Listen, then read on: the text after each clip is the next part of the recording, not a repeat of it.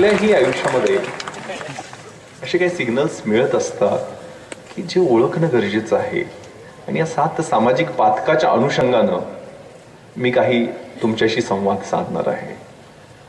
मला आठवतंय science without ह्युमॅनिटीच्या अनुषंगानं बोलतो.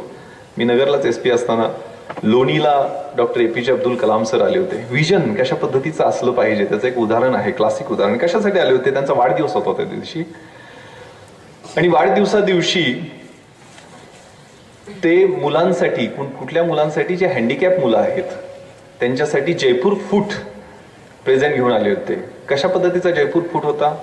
पृथ्वी क्षेपणास्त्र बनवताना त्याचं जे आवरण बनवण्यात आलं त्या आवरणाच्या मटेरियलचा किंवा मेटलचा त्यांनी अभ्यास केला आणि त्यांच्या लक्षात आलं की हे मटेरियल पृथ्वी क्षेपणास्त्र जे पाकिस्तानवरती मारा करण्यासाठी खास इंडियानं बनवलेलं होतं, 300 किलोमीटर त्याची रेंज असणार, हे आवरण जे आहे ते इतकं हलकं आहे आणि टणक आहे. हेच मटेरियल जर जयपूर फूटमध्ये वापरलं तर जे हँडिकॅप मुलं आहेत त्यांना किती सोयीचं ते पडेल.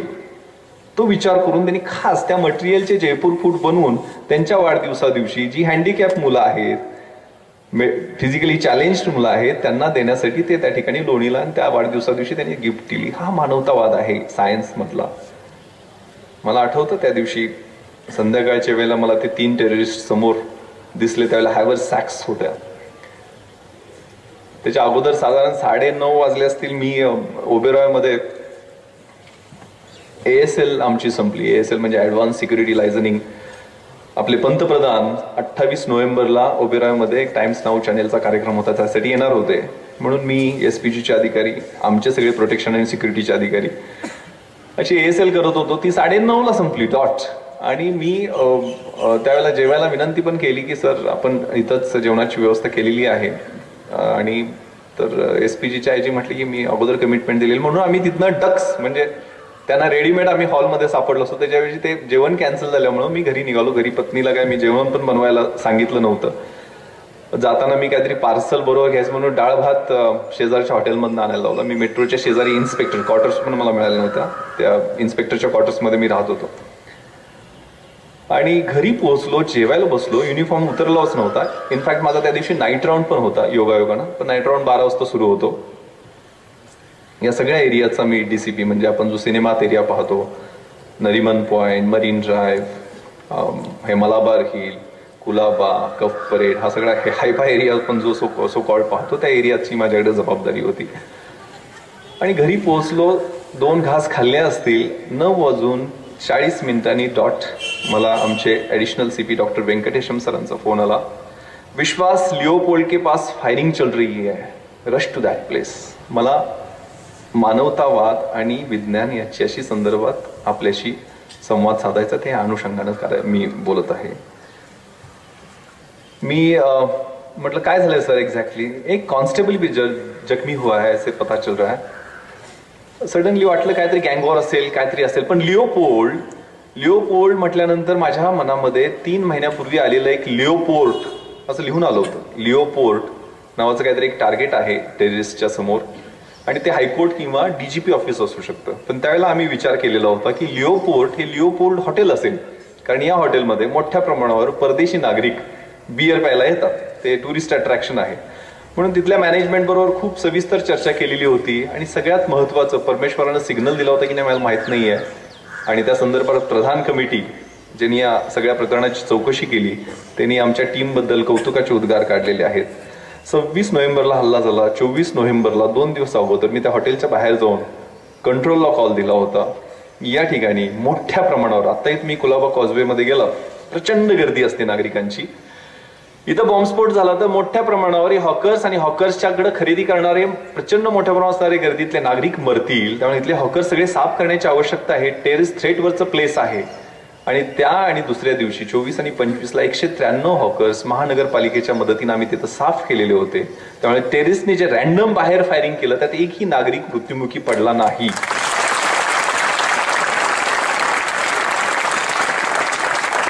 तुम्हाला माहित असेल किंवा नसेल, वाचलं असेल तुम्ही वर्तमानपत्रामध्ये, लिओपोल्डमध्ये 9 लोक मृत्युमुखी पडले. ते सगळे आपले भारतीय होते. इनफॅक्ट त्या रात्री त्या हॉटेलमध्ये 35 ते 40 फॉरेनर्स होते आणि आपले इंडियन कस्टमर्स तिथे कमी असतात. 15 ते 20 कस्टमर्स हे इंडियन्स होते. Whereas मृत्युमुखी मात्र आपलेच सगळे लोक पडले, की परकीय नागरिक तिथं मृत्युमुखी पडला नाही. कारण असं की ज्या वेळेला हे दोघं टेररिस्ट आतमध्ये घुसले, एक ग्रेनेड ब्लास्ट केला, त्यावेळेला सगळ्या परकीय नागरिकांना माहित होतं की ड्रिल त्यांनी काय करायचे. तो ब्लास्ट झाल्या सगळे फ्लॅट झोपले आणि आमचे भारतीय वर तोंड करून बघत बसले. त्यामुळे दुसरा जो टेररिस्टनी AK-47चा बस्ट केला, त्याच्यात सगळे आपले लोक मृत्युमुखी पडले. आपल्यावरच आपण हसतो, याचं हे उदाहरण आहे.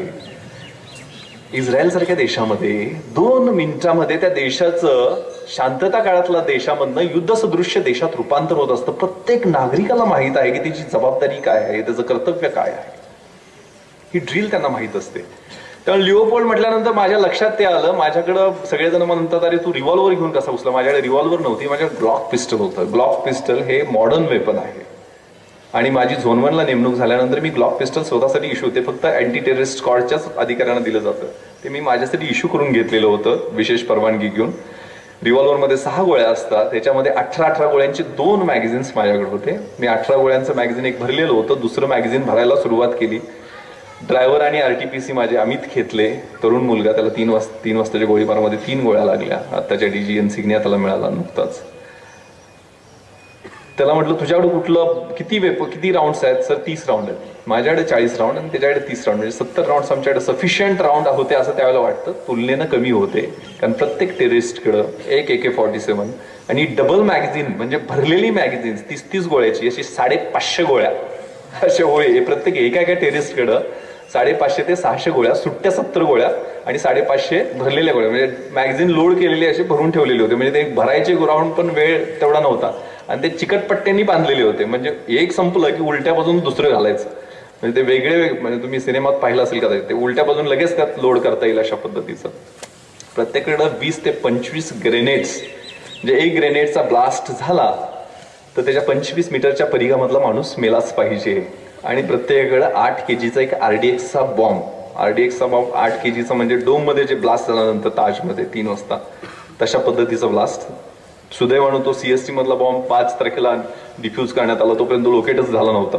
असे प्रत्येकाच्या प्लास्टिकच्या बॅगेमध्ये आमच्या सब इन्स्पेक्टरनी उचलून बॉम्ब नेले. ओबेरॉयच्या दारावरचा साळुंखे नावाच्या माझ्या इन्स्पेक्टर तो उचलून नेला हातामध्ये. सुदैवानं तिथं काय ती घटना घडली नाही, तो डिफ्यूज करण्यात आला, टायमर सेट झाला नव्हता व्यवस्थितपणे. प्रत्येकाकडे ॲडिशनल पिस्टल आणि पिस्टलचे 60 राऊंड अशी प्रचंड मोठी सामुग्री घेणारे हे 18 ते 25 वयोगटातले हे टेररिस्ट हे ट्रेंड होते, वेल ट्रेंड होते. त्या तुलनेत आमच्याकडे अम्युनिशन, वेपन्स, त्यांच्याकडे बुलेट प्रूफ जॅकेट्स नव्हते, माझ्याकडेही नव्हते. तो वेगळा विषय आहे, त्याच्या संदर्भात मी बोलत नाहीये. पण ज्यावेळेला हा कॉल आला त्यावेळेला मी खाली उतरलो. माझ्या RTPCला मी माझी त्याची पिस्टल लोड करायला सांगितली. माझी पिस्टल मी लोड करून घेतली आणि वी वेर रशिंग. आम्ही मेट्रो थिएटर क्रॉस करताना मला माझे DGP, त्यावेळेचे देन DGP AN रॉय साहेबांचा फोन आला की विश्वास, ताज में ग्रेनेड ब्लास्ट हो रहे हैं और AK-47 के राउंड्स की आवाज आ रही. स्पेसिफिक माहिती त्यांनी दिलेली होती. ताजमध्ये हे काहीतरी झालंय हे लक्षात आल्यानंतर माझ्या लक्षात आलं की हे काही किरकोळ घटना नाही आहे, हे काय गँग वॉर नाही आहे, हे काय इंटरनल रायव्हलरीतनं झालेला गोळीबार नाही आहे. हा दहशतवादी हल्ला आहे आणि खूप मोठा हल्ला आहे. आणि माझी घड्याळ झटकन 1.5 महिन्यापूर्वी, गेलं 1.5 महिन्यापूर्वी ताजवरती असं काहीतरी होईल असंही लिहून आलं होतं. म्हणजे काही या गोष्टी तुम्हाला माहित असतील किंवा तुम्ही कदाचित मीडियामध्ये ऐकल्या पण असतील.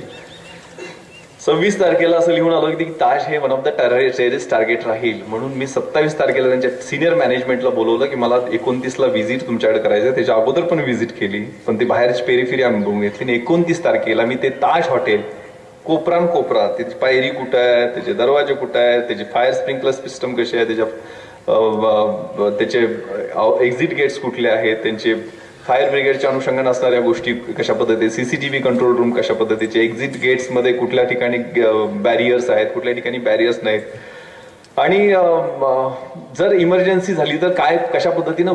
हे 9 तास मी त्याचं परीक्षण केलेलं होतं. त्यामुळे आम्ही जे 6.5 तास तिथं बॅटल केलं, मी आणि माझे 6 अधिकारी आणि कर्मचारी होतो. HITच करतात, हाऊस इंटरव्हेन्शन टीम्स, या 6 किंवा 7 लोकांच्यात. मेजर उन्नीकृष्ण असतील त्यांच्यावर 6-7च लोक, एवढी छोटी टीमच असावी लागते. तर काही 100 लोक रश करून चालत नाहीये टेररिस्ट अटॅकला त्यांना लीड करायला, कारण क्रॉस फायर मध्ये माणसं मरण्याची खूप जास्त शक्यता असते.